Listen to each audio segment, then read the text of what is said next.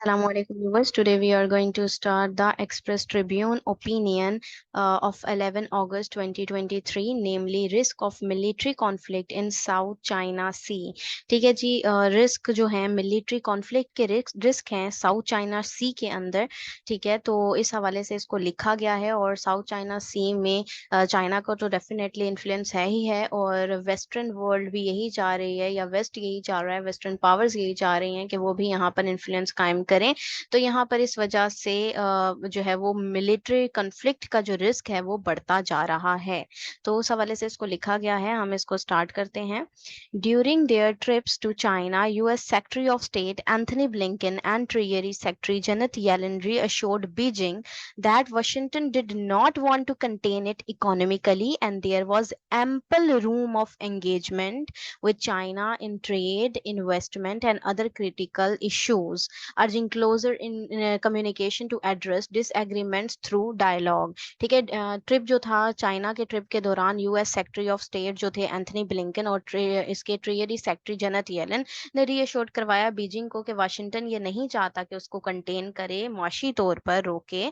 ठीक है, बल्कि उनके पास एक एम्पल रूम है एंगेजमेंट के लिए चाइना के साथ, ट्रेड में भी, तिजारत में, इन्वेस्टमेंट में और दूसरे जितने भी क्रिटिकल इश्यूज हैं उसमें। उसके अलावा ये अर्ज करते हैं क्लोजर कम्युनिकेशन को। ठीक है, कम्युनिकेशन करना चाहते हैं, एड्रेस करना चाहते हैं।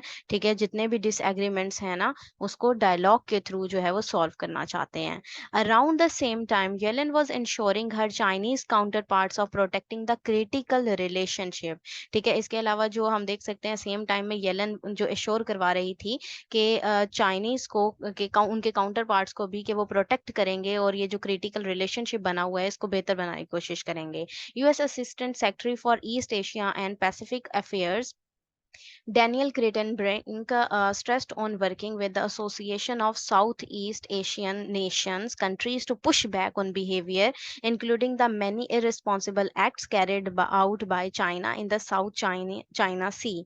ठीक है, यूएस के assistant secretary for east Asia के जो हैं, ठीक है, और पैसिफिक अफेयर्स में डैनियल जो है वो स्ट्रेस देते हैं, एसोसिएशन वर्क की बात करते हैं किसके साथ, साउथ एशियन नेशंस के साथ, आसियान कंट्रीज के साथ। ठीक है, और पुश बैक जितना भी बिहेवियर रहा है जिसमें इररिस्पॉन्सिबल एक्ट्स रहे हैं और चाइना की तरफ से जो है वो एससीएस में। On the sideline of a series of the ASEAN meeting in Jakarta, Blinken and Chinese foreign policy chief Yang Wang he agreed to maintain communication according to the Chinese foreign ministry. ठीक है, अब ये है कि यहाँ पर Chinese foreign ministry के according अगर हम देखें तो यहाँ पर वो कह रहे हैं कि साइड लाइन की एक सीरीज चलती आ रही है आसियान मीटिंग जो हुई थी जकार्ता में।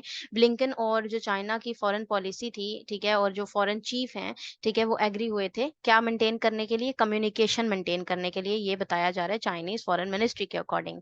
The US state departments read out noted the meeting was part of the efforts to responsibly manage competition by reducing the risk of misperception and miscalculation। अब यूएस स्टेट डिपार्टमेंट जो read out noted उन्होंने किया वो ये कि meeting जो थी वो किस लिए है कि मतलब मैनेज किया जाए जो कंपटीशन है उसको, और रिड्यूस किया जाए, कम किया जाए जो रिस्क बढ़ रहा है ना मिसपरसेप्शन का और मिसकैलकुलेशन का उसको। But US accusations of चाइना's routine harassment of claimant state vessels, promotion of free and open Indo-Pacific, and freedom of navigation of operations, and the two countries militarily drill in the SCS and around the Taiwan Strait cast doubt that the consensus touted by the US and Chinese diplomats will prevent any miscalculation and put a floor to the bilateral ties. ठीक है, लेकिन जो US की accusations हैं, जो इल्जामात हैं China की routine harassment पर और जो स्टेट के क्लेमेंट स्टेट वेसल्स के हवाले से हैं, या प्रमोशन देखें अगर उसकी फ्री और ओपन ट्रेड की बात करता है इंडो पैसिफिक में और फ्रीडम देता है नेविगेशन ऑपरेशंस का। ठीक है, और उसकी मिलिट्री ड्रिल्स देखी जाएं एससीएस में ताइवान स्ट्रेट के हवाले से, तो ये बहुत से शक व शुबात को जो है वो जन्म दे रहा है। ठीक है, यूएस के अकॉर्डिंग, यूएस की एक्यूजेशंस के अकॉर्डिंग, और कहते हैं कि ये इत्तफाक़े राय जो है वो यूएस और चाइना के डिप्लोमेट्स जो है वो करना चाहिए उनको, ताकि वो प्रिवेंट करेंगे, रोकेंगे जितनी भी मिसकैलकुलेशंस पैदा हो रही हैं, उन तमाम चीज़ों को रोकेंगे और बायलैटरल टाइज को मजबूत करेंगे।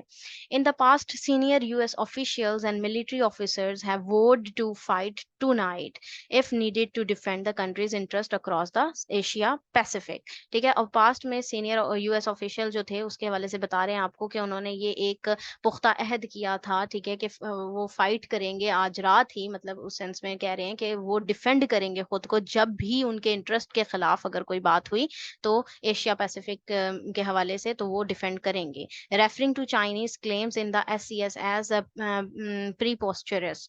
ठीक है, और रेफर किसको किया था उन्होंने, यूएस ने चाइनीज क्लेम को जो कि एससीएस पे वो करता है।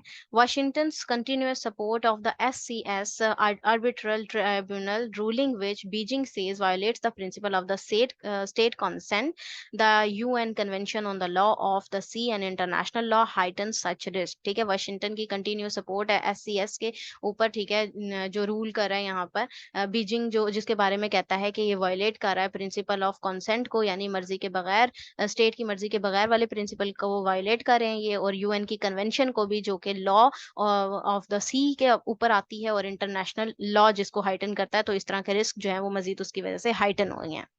The militarizations of the region could at any time make matters worse with either side twisting the knife। ठीक है, जो अब मिलिटराइजेशन जो है रीजन की, तो उसकी वजह से ये जो रिस्क है ना और जो मैटर है और ज्यादा वर्स हो जाता है, किसी भी वक्त ये बदतर भी हो सकता है दोनों साइडों से अगर छुरी जो है वो ट्विस्ट करे तो।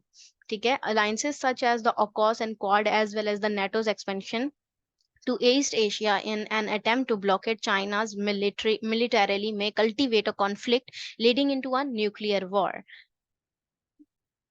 Something ASEAN is seriously concerned about. ठीक है, अब यहाँ पर वो कह रहे हैं कि जो जितनी भी मिलिटराइजेशन है ना रीजन में, ठीक है, मजीद वर्स हो सकती है उसकी वजह से चीजें। और अलायंसेस देखें अगर ऑकॉस की, जिसमें ऑस्ट्रेलिया, यूके, यूएस शामिल है, और क्वाड में भी इंडिया, यूएस वगैरह शामिल हैं, ठीक है, और नेटो की एक्सपेंशन देखें ईस्ट एशिया में, तो ये एक अटेम्प्ट है ब्लॉक करने के लिए चाइना को मिलिटरली, ठीक है, जो कि इस चीज को कन्फ्लिक्ट की तरफ लेकर जाएगी, न्यूक्लियर वॉर की तरफ लेकर जाएगी। ठीक है, और जिसमें जो सीरियसली अगर हम देखें आसियान के हवाले से, तो सीरियसली कंसर्न होते हुए इस चीजें हमें नजर आ रही हैं। China's worries about US defense engagement in the region are not entirely inordinate। ठीक है जी, चाइना की जो खदशात हैं, जो परेशानियां हैं यूएस की डिफेंस एंगेजमेंट जो कि रीजन में हो रही है, वो मुकम्मल तौर पर इनऑर्डिनेट है। Unfortunately, बदकिस्मती के साथ, the US has an extensive history of initiating and bankrolling wars and conflict।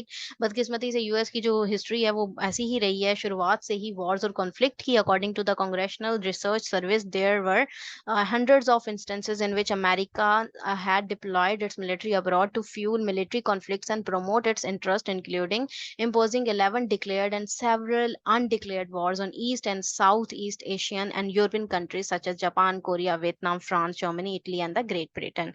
अब कांग्रेशनल रिसर्च सर्विस के अकॉर्डिंग अगर देखें तो हंड्रेड ऑफ इंस्टेंसेस ऐसे हैं, बहुत से वाकयात ऐसे हैं जिनमें अमेरिका ने अपनी मिलिट्री को डिप्लॉय किया, ठीक है, और मिलिट्री कॉन्फ्लिक्ट्स किए अपने इंटरेस्ट के लिए, जिसमें जो है वो 11 डिक्लेयर्ड वॉर्स थी उसकी और सेवरल अनडिक्लेयर्ड वॉर्स थी। ठीक है, बहुत सी ऐसी वॉर्स भी थी जो अनडिक्लेयर्ड थी ईस्ट और साउथ ईस्ट एशियन कंट्रीज पर, यूरोपियन कंट्रीज पर, जिनमें Japan, Korea, Vietnam, France, Germany, Italy और ग्रेट ब्रिटेन शामिल हैं।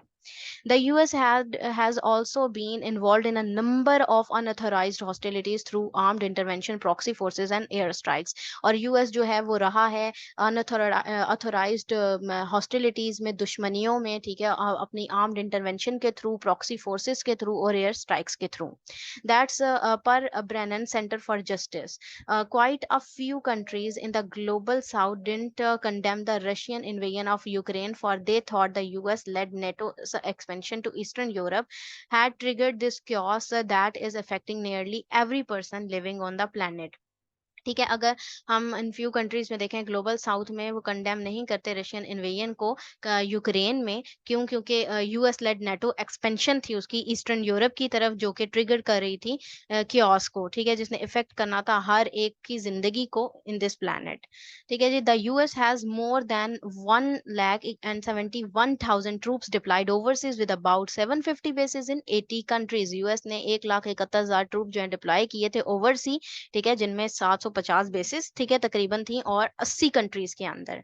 Japan and south Korea have the first and third largest US military footprint in East Asia. East Asia की अगर बात की जाए तो उनमें जापान और साउथ कोरिया जो हैं वो पहली और तीसरे नंबर की लार्जेस्ट जो हैं, वो जहां पर आपको यूएस की मिलिट्री के फुटप्रिंट्स मिलेंगे उनमें से एक हैं। America's 4 new military bases in the Philippines to gain greater access to the SCS and Taiwan. अब अगर हम चौथे नई मिलिट्री बेस देखें फिलीपीन में, तो एससीएस और ताइवान के हवाले से, तो ग्रेटर जो है वो गेन है, ठीक है, इसका। In addition to an estimated 313 base in East Asia, revalidate China's concern about its contaminant and underline why the US is chanting the mantra of maintaining open lines of communication with China। तो मजीद बर हम देख सकते हैं, तखमीना लगाया जा सकता है 313 बेसिस का ईस्ट एशिया में रिवैलिडेट करता है चाइना के कंसर्न को इस कंटेनमेंट के हवाले से, जो कि चाइना को रोकने के लिए किया जा रहा है। और अंडरलाइन किया जा सकता है कि क्यों यूएस जो है वो ये चैंट कर रहा है मंत्रा कि मेंटेन करना चाहता है वो open line of communication China के साथ। इन अ क्वाइट अनयूजुअल मीटिंग, ये एक क्वाइट अनयूजुअल मीटिंग थी, गैर मामूली भी हम इसे कह सकते हैं। Chinese ambassador to US Xie Feng on Wednesday visited the Pentagon to hold talks with top US defence official for Asia Ely Ratner in an effort to bring the bilateral military relations back on track. ठीक है, अब China के ambassador जो थे उन्होंने Wednesday को visit किया pentagon में, ताकि यूएस के डिफेंस जो टॉप डिफेंस ऑफिशियल है उनके साथ मिलने के लिए उन्होंने कहा, ताकि वो एफर्ट करें कि बायलेटरल मिलिट्री रिलेशन को दोबारा से ट्रैक पर लेकर आएं। This signals Beijing's willingness to revive mill-to-mill hotline, but not Washington's intent to scale back its military presence in the region to prevent the likelihood of conflict। ये चीज किस चीज को सिग्नलाइज कर रही है? कि बीजिंग की विलिंगनेस को, कि वो रिवाइव करना चाहता है मिल टू मिल हॉटलाइन को, लेकिन वाशिंगटन की इस इंटेंट को वो जो स्केल बैक करने के लिए है, या हम कह सकते हैं जो काउंटर करने के लिए चाइना को और उसकी प्रेजेंस देखें, अगर हम मिलिट्री प्रेजेंस देखें रीजन में, ठीक है, जो उसको प्रिवेंट करना चाहता है, ठीक है, लाइकलीहुड ऑफ द कॉन्फ्लिक्ट, ताकि ये कॉन्फ्लिक्ट जो है वो मजीद बढ़ना खदशा है बढ़ने का। तो इसके लिए दोनों तरफा जो ताल्लुकात हैं वो बेहतर होने की जरूरत है, और दोनों तरफ से बहुत मोहतात किस्म की स्ट्रेटजीज अडॉप्ट करने की जरूरत है। आईआर के पॉइंट ऑफ व्यू से, करंट अफेयर के पॉइंट ऑफ व्यू से, एसएस के पॉइंट ऑफ व्यू से, ये बहुत ज़्यादा इंपॉर्टेंट है। ठीक है, और ये था इसका एनालिसिस। अगर आप लोगों को ये पसंद आया तो काइंडली इसको लाइक कीजिएगा, शेयर कीजिएगा। Thank you very much. अल्लाह हाफिज़।